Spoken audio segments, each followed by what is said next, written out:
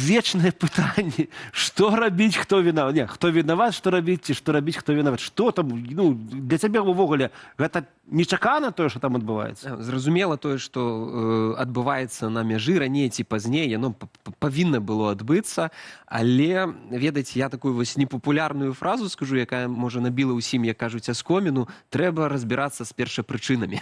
Які яны? І вось першапрычыны гэтай всей сітуацыі гэта не проста нейкі калапс на мяжы, які стварыўся там вось сёння. Па сутнасці сваёй гэта вынік таго, што ў нашай краіне апошнія гады, на жаль, адбываецца. Гэта зачыняюцца межы, бо рэжым Александра Лукашэнкі стварае такую сітуацыю, калі нашыя суседзі ці вымушаны гэта рабіць, ці проста вось адносіны паміж краінамі настолькі сапсаваныя, што зачыненне гэтых межаў адбываецца. Давайце разбірацца.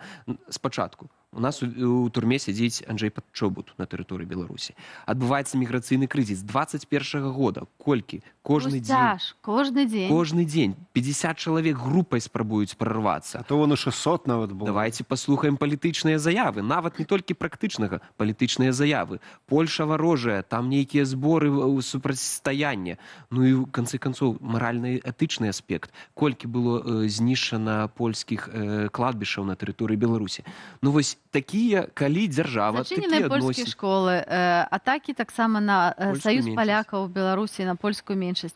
Канешне, гэта цэлы комплекс праблемаў. Так, і гэта не стварае такой падмурка для добрых адносінаў паміж дзяржавамі. Гэта па-першае. Па-другое, суагрэсія ў вайне супраць Украіны. Зразумела, што і Украіна, Еўрапейскі Саюз, які з'яўляецца саюзнікам Украіны, таксама рэагуюць. Все гэта прыводзіць да чаго? Да таго, што еўрапейскія краіны пачынаюць рэагаваць. Спачатку Латвія, потым Літва больш жорсткія меры прымае, і, зразумела, Польша. І все прывяло да таго, што на сённяшні дзень у нас па сутнасці працуе адзін пагранічны пераход. Я памятаю, як зачынілі Брузгі, блізкі майму гарадзенскаму сэрцу пераход, праз які мы ўвесь час звычайна ездзілі ў Польшу. Быў штурм імігрантаў, які быў пашкоджаны сам пагранпераход, і тады польскі бок вырашыў зачыніць гэта. І вось як бы гэтая кропелька, гэтая струя, яна вся перасунулася проста ў Берасці. Берасці. А зараз у Літве таксама частку аўтобусаў перасталі ездзіць, і гэта, як кажуць, струя, як вы кажаце, яшчэ зменшылась, і ўсё ідзе на адзін пагранпераход. А ён тэхнічна можа ў дзень, у суткі прыняць 400 ці 500 аўтамабіляў.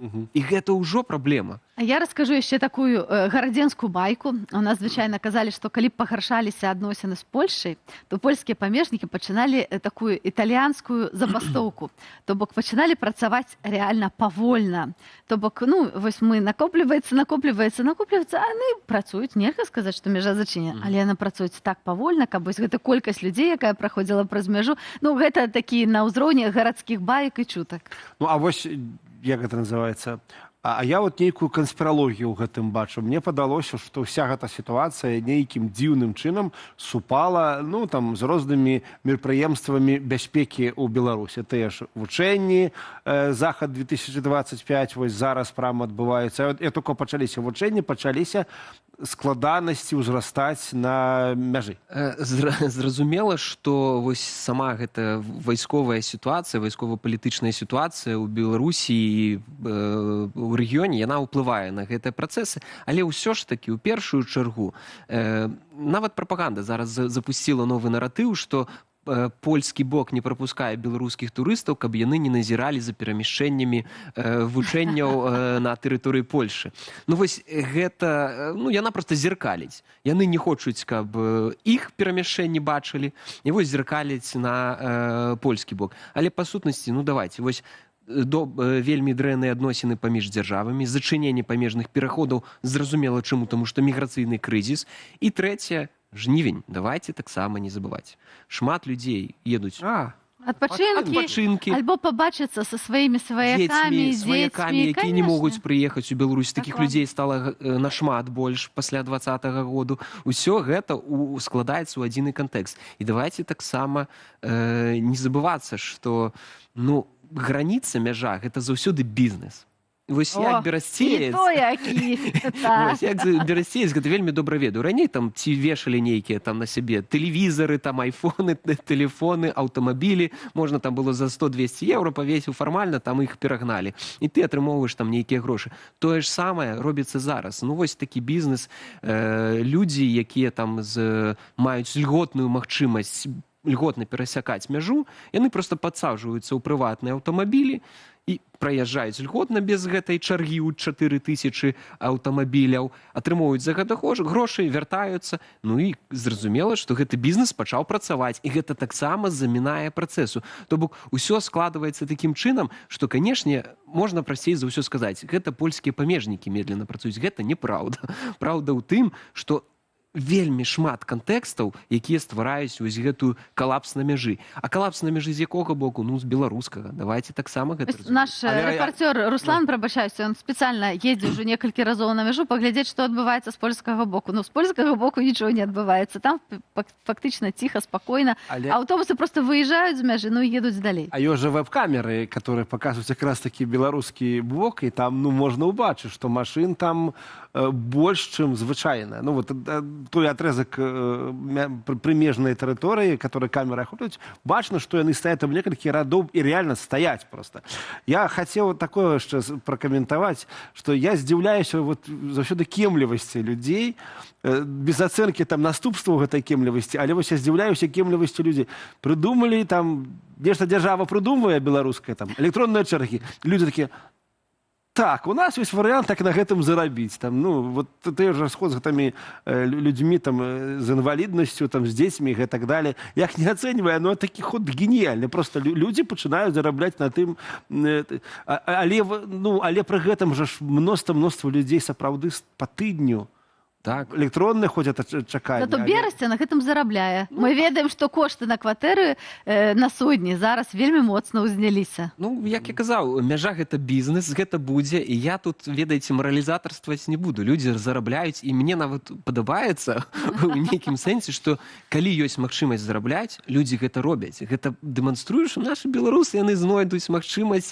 Не трэба казаць, што мы там ні на што не здольныя. Вось будзе магчымасць, людзі будуць працаваць, зарабляць, знаходзіць розныя крэатыўныя рэчы. У мяне такія два пытанні вось ёсць. Не столькі ўжо як берасцейцаў, хаця, можа быць, як і берасцейцу, але больш ужо як спікеру координацыйнай рады. Як берасцеец, можа, ты параеш людзям, которые вось збіраюцца на мяжу, нейкі ёсць чек-ліст, што ім рабіць, каб трошки, ну, спрасціць для сябе праходжанне граніцы. Можа, там ёсць якія-то где-то спецыяльны берасцейцы.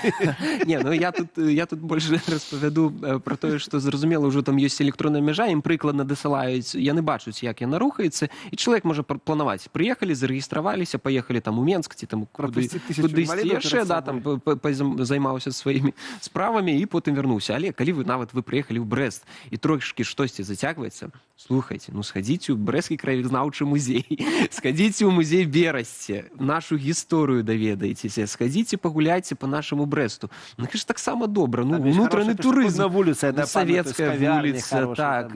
Бо там апошнім часам вельмі шмат расейцаў гуляе на гэтых вуліцах. Мне вельмі хацелася, каб там больш беларусаў гуляла. Гэта таксама важна, бо мы ўсё ж такі, ведаеце, не гледзячы на тое, што даўно не былі дома, но мы вельмі, я вось вельмі хачу, каб там было ўсё добра, каб там ўсё людзі працавалі, рабілі добрыя рэчы і натхняліся, ну, нашай Беларусі, нашай Брэсце. Па сваёй працы ёсць два горады ў Беларусі, дзе я набываў найбольш. Гэта Мазыр, Мазыр, Пінск і Берасці. Во, бачыш. Да. А як спікеру координацыйнай рады можна задам? Ну, добра, давай, яшчэ адно, а потым я. Палітычнае развязанне гэтай сітуацыі, ці ёсць яно? Калі вось на мінулым тыдні было шмат сустрэч у амбасадах, у тым ліку мы сустракаліся з Паў Павлычым Латушкам і Паўлам Баркоўскім у польскім МЗСе, і гэтае пытанне было ўзнято.